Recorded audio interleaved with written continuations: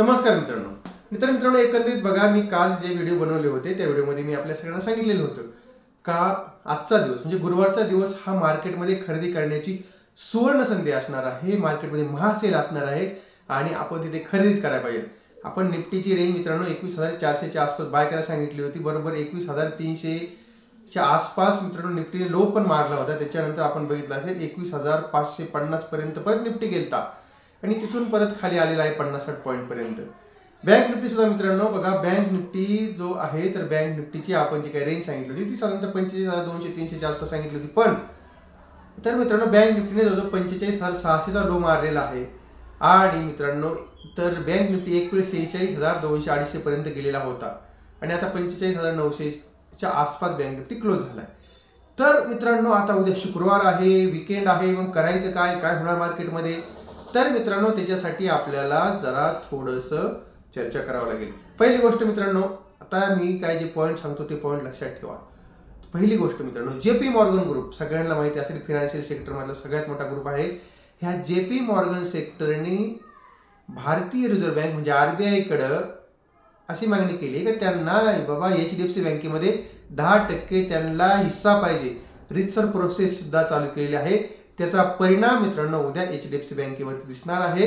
मित्रांनो आपल्याला जर समजा उद्या जर 2-3% समजा एचडीएफसी बँक जर वरती ओपन झाला तर नवल वाटायला नको. दुसरा सगळ्यात महत्वाचा मुद्दा आहे मित्रांनो का तर म्हणजे उद्या निफ्टी मधल्या बऱ्याच कंपन्यांचे रिझल्ट येणार आहेत.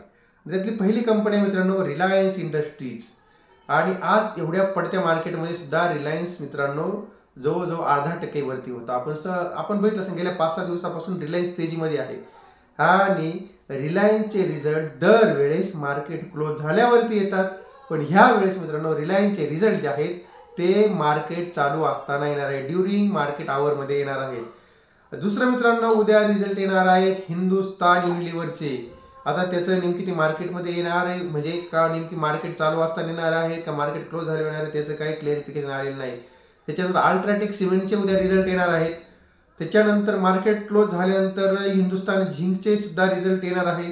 सुप्रीम इंडस्ट्रीजचे सुद्धा उद्या रिझल्ट येणार आहेत मार्केट क्लोज झाल्यानंतर. पेटीएमचे उद्या रिझल्ट येणार आहेत मार्केट क्लोज झाल्यानंतर.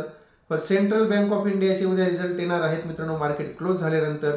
आणि आपण काही आणखीन जरा थोड्या महत्त्वाच्या कंपन्या घेऊ मित्रांनो, कारण बऱ्याच कंपन्यांचे जे आहे तर म्हणजे का बऱ्याच कंपन्यांचे उद्या रिझल्ट येणार आहेत.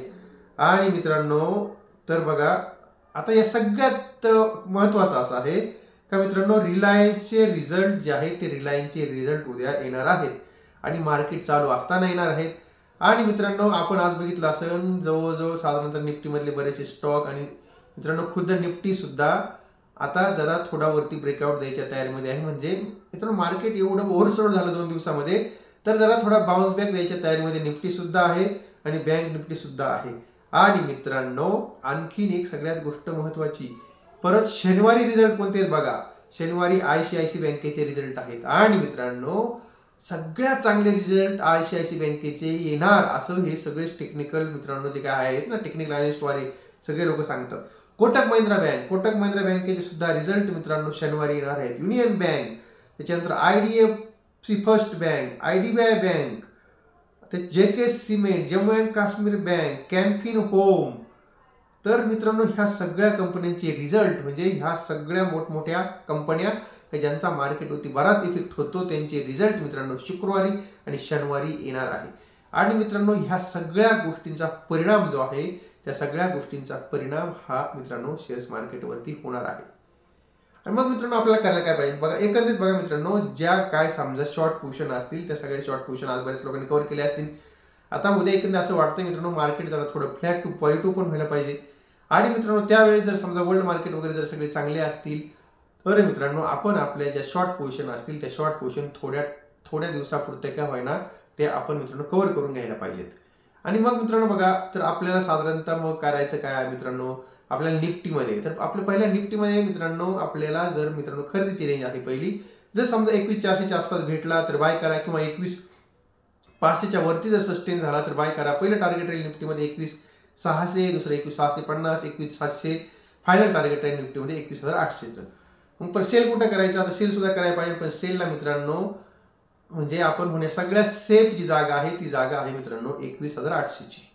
बँक निफ्टीचा मित्रांनो, बँक निफ्टी आपल्याला बाय करण्यासाठी मित्रांनो जर आपल्याला 45,800च्या आसपास भेटलं तर बाय करा, आणि किंवा जर असं वाटते का 46,000च्या वरती टिकलाय तर बाय करा. आपल्याला टार्गेट भेटेल पहिले मित्रांनो बघा, आपलं टार्गेट पहिले 46,200, त्याच्यानंतर 46,500, 46,750, आणि का एकदमच जर शॉर्ट कव्हरिंग झाली तर 47,000 पर्यंतचे सुद्धा टार्गेट उद्या मित्रांनो आपल्याला बँक निफ्टीमध्ये येऊ शकतात. तर बँक निफ्टीमध्ये आपल्याला मग सेल कुठे करायचे मित्रांनो, तर बँक निफ्टीमध्ये आपल्याला सेल करण्यासाठी सगळ्यात महत्त्वाची जागा आपल्याला पहिला आपल्याला चान्स घ्यायचा आहे, तो घ्यायचा आहे 46,750च्या आसपास. पण जर समजा ग्लोबल मार्केट चांगले असतील, सगळं चांगलं असेल, तर उद्या मित्रांनो बँक निफ्टीमध्ये आणि निफ्टीमध्ये शॉर्ट न केलं बरं. कारण मित्रांनो आपण बघतोय 2-3 दिवस मार्केट पडतंय, पर शनिवार उद्या महत्त्वाचा दिवस आहे, रिलायन्सचे रिझल्ट येणार आहेत. तर मित्रांनो उद्या शुक्रवारी, पण शनिवार आहे, शनिवारी बऱ्याच कंपन्यांचे रिझल्ट येणार आहेत, आणि त्याच्यामुळे मित्रांनो आता जे काय मार्केटमध्ये जे असतील शॉर्ट क्रिएट झालेले असतील ते सगळे उद्या शॉर्ट कव्हर होऊ शकतात. तर इथे ही गोष्ट सुद्धा लक्षात ठेवायला पाहिजे. आता मित्रांनो बघा, आणखीन एक जी गोष्ट आहे का सगळ्यात महत्त्वाचं, आपण बघतोय गेल्या 2 दिवसामध्ये 10% पडला HDFC बँक. पण मित्रांनो तो असा पडला आहे का, म्हणजे त्याला काही कारण आहे का, कंपनीमध्ये काय प्रॉब्लेम आहे, फॉल्ट आहे, कंपनी काय घोटाळा केलाय, असं नक्कीच नाही. कंपनीचे रिझल्ट पण चांगले आहेत, फक्त जी काय अपेक्षा होती त्या अपेक्षानुसार ते आलेले नाही आहेत. आणि म्हणून मित्रांनो बघा, म्हणजे कालच्या एका दिवसामध्ये जे फॉरेनचे गुंतवणूकदार आहेत त्यांनी 10,000 करोड रुपयाचे शेअर्स HDFC बँकेचे विकले. आणि मित्रांनो 10,300 करोड रुपयाची सगळी त्यांची सेलिंग होती. म्हणजे फक्त 300 करोड रुपये त्यांनी बाकीचं मार्केटमधले शेअर्स विकलेत कॅशमधले, आणि 10,000 करोड रुपयाचे त्यांनी HDFC बँकेचे शेअर्स विकलेत. आणि त्याच्यामुळे मित्रांनो फार मोठं काय पॅनिक असं नाहीये. आता मित्रांनो बघा, आता हा जो आहे तो बँकेचा शेअर्स नेमकी पडलाय का HDFC बँकेचा, सगळ्यात महत्त्वाचं कारण असं आहे का जी काय ग्रोथ अपेक्षित होती, म्हणजे कोणती ग्रोथ, तर का म्हणजे आपण पहिली ग्रोथ आहे साधारणतः लोन ग्रोथ, म्हणजे लोन जे काय आपण म्हणजे कुठली बँक लोन जे लोकांना वाटते ते वाटण्याचं प्रमाण थोडं कमी झालेलं आहे. परत नंतर डिपॉझिट ग्रोथ, म्हणजे जी काही त्यांची अपेक्षा होती का एवढे करोड रुपयाचे, एवढे 1,000 करोड रुपयाचे डिपॉझिट आपल्याकडे जमा व्हायला पाहिजेत, तर ते सुद्धा त्यांच्याकडे जमा झाले नाही. आणि त्याच्यामुळं जरा थोडंच मित्रांनो जे काय आहेत ना, आपण फॉरेनचे गुंतवणूकदार म्हणतो, त्या फॉरेनच्या गुंतवणूकदारांनी मग मित्रांनो HDFC बँकेच्या शेअर्समध्ये दाबून विक्री केली. पण मित्रांनो बघा, आता त्यांनी एका दिवसात 10,000 करोड रुपयाची विक्री केली, पण ते शेअर्स कुणीतरी घेतलेत ना. तर म्हणजे असं तर नाही ना का त्यांनी विकले मग घेणार कोण नाही, घेणारे पण आहेत ना, तर म्हणजे कुणीतरी घेतलेले आहेत शेअर्स. मग मित्रांनो इतकं काय घाबरून जायचं कारण नाही. आता बघा साधारणतः 1,450 रुपये हा मित्रांनो HDFC बँकेला जबरदस्त सपोर्ट आहे, आणि असं वाटतंय का त्याच्या खाली HDFC बँक जाणार नाही. आणि मित्रांनो जर आपल्याला भेटला उद्या कदाचित, आणि किंवा जर समजा 1,480ला जरी भेटला तर बाय करायला पाहिजे आपल्याला. 10-12 दिवसामध्ये मित्रांनो हा शेअर जवळजवळ परत 1,550 ते 1,600 रुपयापर्यंतचे टार्गेट, म्हणजे बजेटपर्यंत हे टार्गेट आपल्याला आरामशीर देऊ शकतो. आणि मित्रांनो परत आपल्याला दुसरा शेअर्स आहे भेलचा. बघा मित्रांनो, भेलचं म्हणजे जर आपण माझा टेलिग्राम चॅनल समजा जॉईन केला असेल, म्हणजे ह्या नावानेच आहे, संदीप कोठवळ नावानेच टेलिग्राम चॅनल आहे, संदीप कोठवळ शेअर मार्केट मराठी. आता त्या चॅनलवरती आपण मित्रांनो सांगितलेलं होतं काय, साधारणतः 200च्या आसपास आला तर बिनधास्त बाय करा. आज मित्रांनो जवळजवळ 196-97चा लो मारला, क्लोज 213 रुपये झालेला आहे भेलमध्ये. आणि मित्रांनो दुसरा शेअर्स आपल्याला घ्यायचा आहे ICICI बँक, कारण ICICI बँक जे आहे ते ICICI बँकेचे रिझल्ट मित्रांनो एकदम चांगले येणार आहेत. आणि आता त्या गोष्टीचा मित्रांनो सगळा परिपाक म्हणून आज आपण बघितलं असेल, एवढ्या पडत्या मार्केटमध्ये सुद्धा ICICI बँक प्लसमध्ये होता. मग आपल्याला 980 ते 990च्या रेंजमध्ये बाय करायचे. टार्गेट राहील पहिलं मित्रांनो 1,010, दुसरं टार्गेट राहील 1,030 रुपयाचं. आपल्याला तिसरा शेअर्स घ्यायचा मित्रांनो LIC हाऊसिंग फायनान्स. तो शेअर्स मित्रांनो साधारणतः 575 रुपयाच्या आसपास चालू आहे. 575 ते 570च्या रेंजमध्ये आपल्याला घ्यायचं आहे. पहिलं टार्गेट राहील 585, दुसरं टार्गेट राहील 600 रुपयाच्या आसपास. आणि सगळ्यात महत्त्वाचं मित्रांनो बँक बीज. आपल्याला बँक बीज घ्यायचं आहे आपल्याला 465 ते 460 रुपयाच्या आसपास. आपल्याला पहिले थोडे जे घ्यायचे आहे, आपल्याला पहिलं घ्यायचं 465 रुपयाला, काही 460 रुपयाला. आपलं टार्गेट राहील पहिलं मित्रांनो त्याच्यामध्ये 470, 475, 480, आणि जर 15-20 दिवस जर थांबले तर 490 रुपयाचं सुद्धा टार्गेट आपल्याला मित्रांनो बँक बीजमध्ये आरामशीर दिसू शकतं.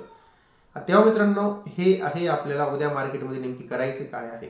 मार्केटमध्ये आपल्याला मित्रांनो घाबरायचं नाही, पॅनिक होऊन चालत नाही. कारण मित्रांनो का जो पॅनिकमध्ये जो पळाला तो माणूस मार्केटमधूनच पळून जातो, तो माणूस मार्केटमध्ये शिल्लक राहत नाही.